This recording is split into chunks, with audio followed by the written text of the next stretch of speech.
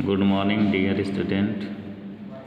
Today I will teach you the rat trap. Your lesson 4 pros का ये lesson 4 है the rat trap यानी चुएदानी, जिसको लिखा है सेल्मा लेगरॉल्ट ने। और इसके पहले आप लोगों ने पढ़ा कि वो जो आदमी है वो जब बूढ़े व्यक्ति से मिलता है, यानी कि रोड के किनारे एक झोपड़ी में रहता है, उससे मिलता है, उन दोनों के बीच में बातें होती हैं।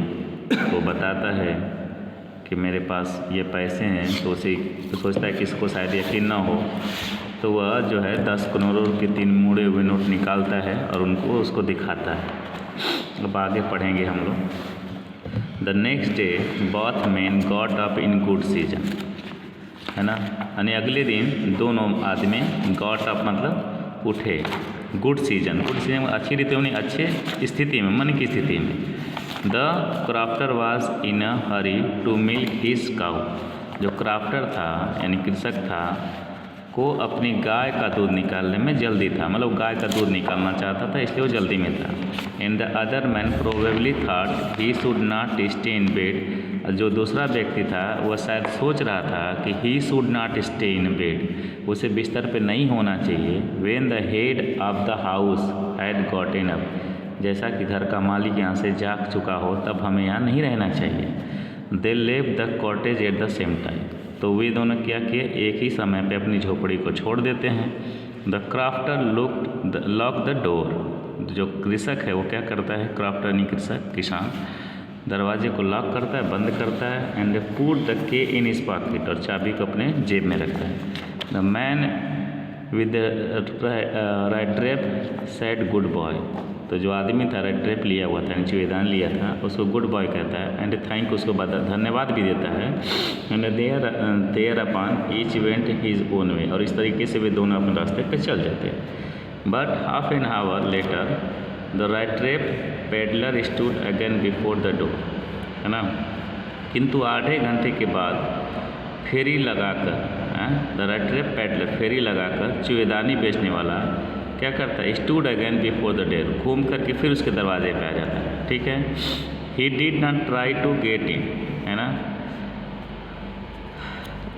ही डिड नॉट, वह प्रयास नहीं करता क्या, टू गेट इन, उसके अंदर, घर के अंदर जाने के लिए। हावियर, है ना, however he only went up to the window, वह खिड़की से अंदर जाता है।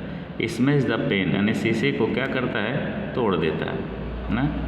उसके बाद स्टक इन हिज हेड, उसमें हाथ डालता है। And got hold of a punch with 13 kroner, यानी रात में जो रुपये दिखाया था, क्रोनर दिखाया था 30, उसको निकाल लेता है। He took the money and thrust it into his own pocket, ही वह पैसे उठाता है और अपने पॉकेट में रखता है। Then he hung the leather pouch very carefully back in its place and went away, तब वो क्या करता, टांग देता है लीदर पॉच, चमड़े का जो थैला था जिसमें क्रोनर रखा हुआ था, very carefully back in its place, वापस उसी जगह पे जहाँ से वो उतारा था वहीं पे सावधानी पूर्वक रख देता है ताकि किसी को पता ना चले।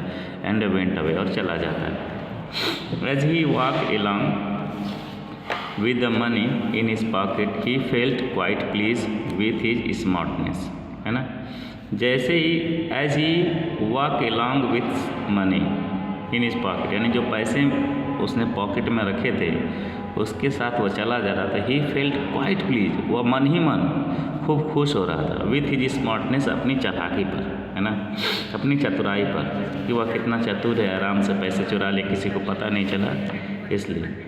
ही रियलाइज, वो एहसास किया कि of course that at first it dare not continue on the public highway must turn off the road, है ना। ही रियलाइज, उसे सब कि वो of course that at first, पहले की, he dare not continue on the public highway, यानी public highway से जाने के लिए उसे कोशिश नहीं करनी चाहिए, but must turn off the road, road को बदल देना चाहिए, इनटू द वुड्स, जंगलों में।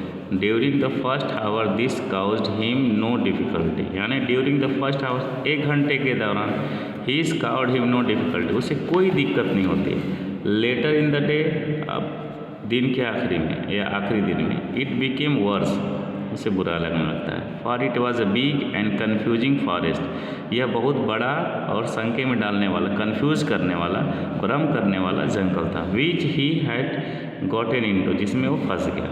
ही tried to be sure to walk in definite direction, है ना, उसने प्रयास किया निश्चित दिशा में जाने का, बट ही पथ twisted back and fourth so strangely, लेकिन वो रास्ता घूम करके फिर वहीं पे आ जाता और बुरी तरह से वो फंस गया। He walk and walk without coming to the end of the wood, वह चलता रहा, walk and walk without coming to the end of the wood, यानी जंगल का आखिरी सिरा आने से पहले आया ही नहीं और लगातार, यानी वह चलता ही रहा, लेकिन जंगल का आखिरी सिरा आता ही नहीं था, यानी जंगल ख़त्म ही नहीं होता था। एंड फाइनली अंत में ही रियलाइज दैट, वैसे एहसास हुआ, he had only been walking around in the same part of the forest, उसे एहसास हुआ कि he had only been walking around in the same part of the forest, यानी कि वह जंगल का सिर्फ एक ही हिस्सा घूम रहा। All at once he recall his thought about the world and the reed trap, and at once, और एक बार इसे फिर याद आ गया, his thought about the world, जो उसने दुनिया के बारे में शुरू में कही थी, एंड द रीड ट्रैप, और उस चूहेदानी के बारे में कही थी। Now his own turn had come, अब उसकी बारी थी, कि मतलब उसने ये कहा था कि कैसे लोग दुनियावी चीज़ में लालच में आकर के अपने आप को उसमें फंस जाते हैं। जैसे चूहे क्या करते हैं, चूहेदानी में कुछ मामूली सी चीज़ के लालच में आकर चूहेदानी में जाकर फंस जाते हैं, उस तरह से दुनिया है और दुनिया का इंसान। तो अब उसकी बारी थी। He had let himself be fooled by a bait and had been caught, उसने क्या किया था, हिमसेल्फ बी फूल्ड, वह फूल बन गया था, मूर्ख बन गया था, बाई अ बेल्ट, एक लालच के चक्कर में आके, एंड हैड बीन कॉट, और पकड़ा गया था। द होल फॉरेस्ट, पूरा जंगल, with it trunks and branches, यानी जड़ और शाखाओं के साथ, it thickets and fallen logs, मतलब जो गिरे हुए पेड़ हैं, close in upon him like an impenetrable prison from which he could never escape, यानी उसे दुर्गम जेल की भांति घेर रहा था। इम्पेनेट्रेबल प्रिजन, दुर्गम जेल, यानी जिसमें आदमी आसानी से न रह सकता हो, जैसे चूहेदानी होता है वैसा ही।